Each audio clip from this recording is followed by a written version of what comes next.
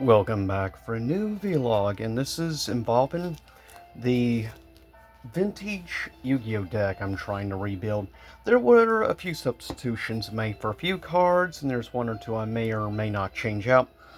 I decided to look into, and I chose strictly all the cards in the deck are all officially tournament legal.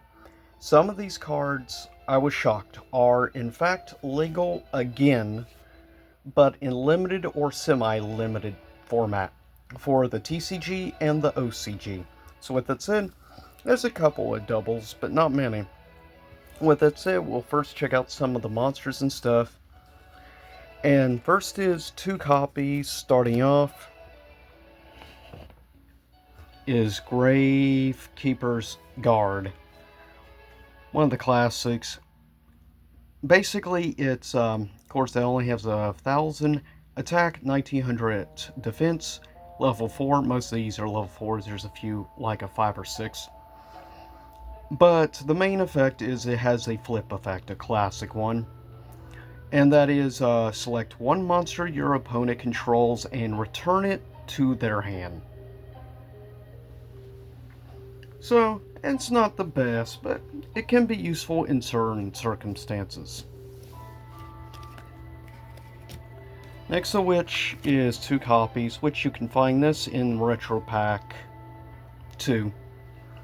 Gravekeepers, yeah, as you see, this one is a 1500 attack, 1500 defense. One of the better ones, I would say. It has just a normal effect. Basically, if you use a specific field card, which goes arm in arm with Gravekeeper Deck, is on the field, this card declares an attack. You can select one face-up monster your opponent controls and change its battle position. That is one of the nice things about the effect. So, if your opponent's getting ready to attack you with a strong, powerful monster, you can just change it over to defense position. And the only other one we have 2 of, also you can get in Retro Pack. Though these are my originals. Gravekeeper's Spy. It's a flip effect monster. 1200 attack, 2000 defense, which is not bad. Flip, special summon Gravekeeper's monster with 1500 or less attack, which there are multiples. So that is quite useful to be able to immediately special summon another monster. It's one of the good things. You want to build off each other with a main theme. There's 1 or 2 cards in here that are not Gravekeepers, but they go with the strategy working on rebuilding. Next up, you have another interesting Gravekeeper. Less I see of it. 1500 attack, 1200 defense. So it would work with the special summon. You contribute 1 face-up Gravekeeper's monster you control, except this card, to destroy 1 card your opponent controls. So a nice little effect. This is one of the only ones of Gravekeepers that is not actually Darkness type, but Earth type. This one, 1600 attack, 1500 defense. You can discard this card to the graveyard to add 1 Valley, the main land card you're gonna want to use with this strategy, from your deck to your hand. So that's nice. Sacrifice, and then you can immediately bring the card out to bump up your cards a little. Keep in mind, a lot of strategy with this is designed more for around like 2004 time frame, back when Yu-Gi-Oh was much more simplistic, and I miss that. Gravekeeper's Cannon Holder. 1400 attack, 1200 defense. You contribute 1 Gravekeeper's monster, except Cannon Holder, to inflict 700 points of damage directly to your opponent. Which is not too bad, a nice little effect. Also, you have Spear Soldier, which 1500 attack, 1000 defense. During battle between this attacking card and defense position monster, whose defense is lower than your attack, this card inflicts the difference in battle damage to your opponent. One of my favorites, Gravekeeper's Curse. Only a level 3, 800 attack, 800 defense. When this card is summoned, inflict 500 points of damage to your opponent. So say, use one of the others like the Spy to bring out another, you could bring out this card and immediately deal 500 points of direct damage to your opponent. Then you have Gravekeeper's Watcher. 1000, 1000. When your opponent activates a card, that includes the effect of making your opponent discard from his or her hand. This does not include the cost of card. You can activate this card by discarding the card from your hand to the graveyard, negate the activation of the effect of the card, and destroy it. So that's a nice little ability. Now here's one of the only non-Gravekeeper cards, but since most of them are Dark type. Now this is a semi-limited card, but it is actually still legal. Mystic Tomato, an all-time classic.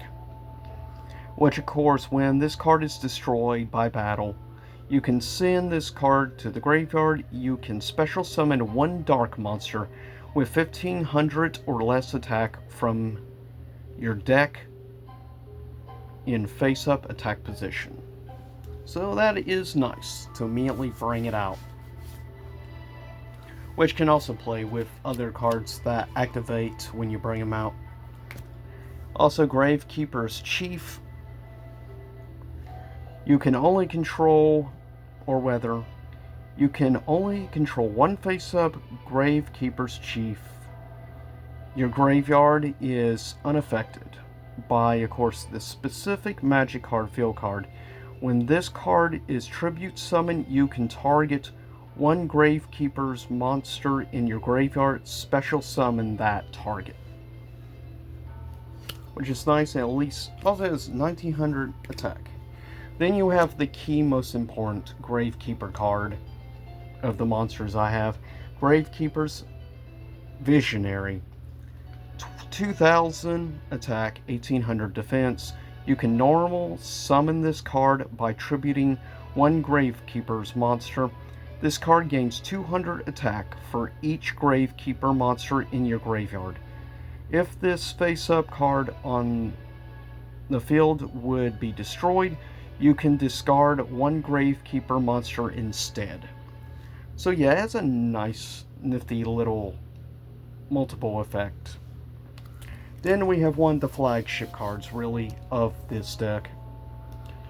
Mystical Beast Circuit, which of course was best well known for being used by Odeon in the Battle City Finals.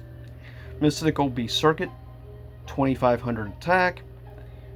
Technically, it's dubbed as a fairy effect monster. Destroy this card if you do not control Temple of the Kings. Each time this card destroys a monster by battle, destroyed monster is removed from play, and this card gains 500 attack, which is rather nice. Then we have one of the special newer cards I added to this to add a little difference. The Man with the Mark, which awfully looks a lot like Odeon. Now if you want to stop, I'm not going to read all this, but you can pause right here and you can read the total effects. But it goes with Temple of the Kings. You can use this card to bring Temple of the Kings out. So that is quite useful. Then, one of the cards I'm thinking about maybe or maybe not pulling out, but this was one of the cards in my original deck. Foolish Burial. Send one monster card from your deck to the graveyard, and then you could special summon it if you want. Then you have Magical Stone. Discard 2 cards to select one spell card from the graveyard and add it to your hand, which can be quite useful. course, an all-time classic, Gravekeeper Servant. Continuous magic. Unless your opponent sends one card from the top of his or her deck to the graveyard, he or she cannot declare an attack. Which is nice. Another one from the old deck, Dark Room of Nightmare. Each time your opponent takes damage from a card effect, except Dark Room of Nightmare, inflict 300 points of damage to your opponent. Also, another Gravekeeper card, obviously.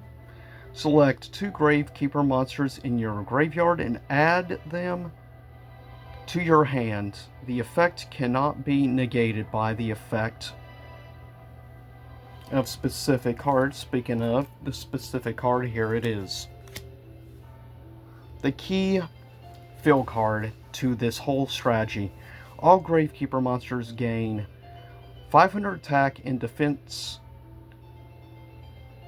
in either player's graveyard, cannot be removed from play. Cards in other player graveyard cannot be affected, and card effects except for all own effects. A bit confusing wording wise. Now here's a few interesting ones I have using the strategy. A couple of the old masks. Now sadly I cannot use Mask of the Curse now, as it is currently banned. But Mask, or not Mask of the Curse, Mask of Restrict is banned. Mask of the Curse you can play. Of course, this monster equipped with this card cannot attack. And by the way, you can equip this to your opponent's monster, which is kind of the strategy for Mask of the Accursed. Also, key important, in order to bring out Beasts of Circuit, you have to have this, Temple of the Kings. One pretty fun draw card that is not currently banned. Draw 2 cards, then banish 1 dark monster from your hand, or if you do not have any in your hand, send your entire hand to the graveyard. It's definitely an interesting draw card with a backfire, so you better make sure you have cards when used. Now here's one I was surprised is currently illegal. Mystical Space Typhoon. Quick play magic course. Target 1 spell/trap on the field and destroy that target. I am surprised it's actually unbanned. You would not believe what else is unbanned. Monster Reborn is actually not currently banned. It's limited, but it is not unbanned. And believe it or not, another thing that is currently illegal, Dark Hole is also legal. Monster Reborn, Dark Hole are actually currently illegal, which is crazy to me. And check out a few of the traps and then end this video. Here's a couple of the traps though, also chose. Activate only when your opponent's monster declares an attack. Destroy all spell and trap cards on the field. It is a nifty little trap card. I don't see people actually talk about this one. Another kind of interesting, fun one that actually is legal. Just Desserts. Inflict 500 points of damage to your opponent's life points for each monster on your opponent's side of the field. Nice little trap. Unfortunately, it's only good for 1 turn, so you have to use strategy. Dark Illusion. A great little turnaround trap. Negate the activation of spell card, trap card, or effect monster's effect. Target a face-up dark monster and destroy that card. Also an all-time classic, continuous trap, Nightmare Wheel, which I'm sure remember from the days of Merrick Ishtar. Basically, select 1 monster your opponent controls. If cannot attack or change its battle position, when it is removed from the field, destroy the card during each of your standby phases. Your opponent takes 500 damage. Another all-time favorite of mine to use in this, Coffin Seller. Another continuous trap. Each time a monster card is sent to your opponent's graveyard, inflict 300 points of damage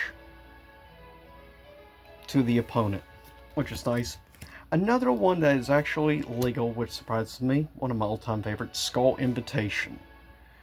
Each time a card is sent to the graveyard, inflict 300 damage to its owner for each. So unfortunately it means it can also deduct life points from you too. So you have to be very smart how you use Skull Invitation. Another one of the in my deck, Mask of Weakness. This card is only activated in battle phase. Select one attacking monster, decrease its select monster's attack by 700. During this turn, the card is activated, and it's unfortunately only a one-time use. Here's the last few traps, which may revive if you remember Odeon's old deck. He was kind of the inspiration originally for me building this deck. Curse of Anubis.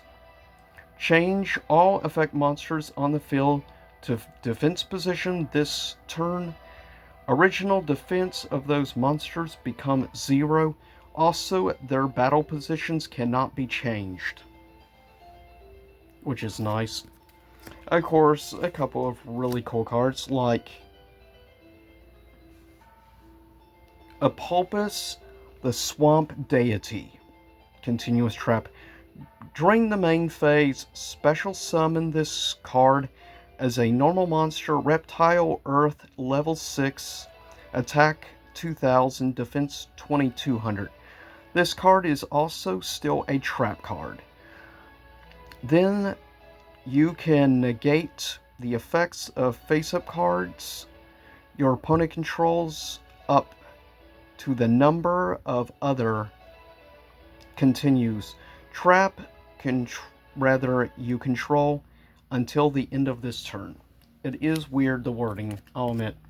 Of course, second to last, Embodiment of Apulpus. Another continuous drain, the main phase. Special summon this card as a normal monster. Reptile Earth, level 4, attack 1600 and defense 1800. This card is also still a trap. And last but not least, Verdict of Anubis. Of course, it's a turnaround trap. When your opponent activates a spell/trap card while you control 3 or more other spell trap negates the activation. And Temple of the Kings, you can destroy as many monsters your opponent controls as possible. Inflict damage to your opponent equal to half of their total original attack of those destroyed monsters. You can only activate one Verdict of Anubis per turn. So, leave a comment below and tell me what you think of this little vintage deck, which I've only added like 1 or 2 new cards to it. Everything else are originals when it first came out. With that said, I'll see y'all next time. Same YouTube time, same YouTube channel.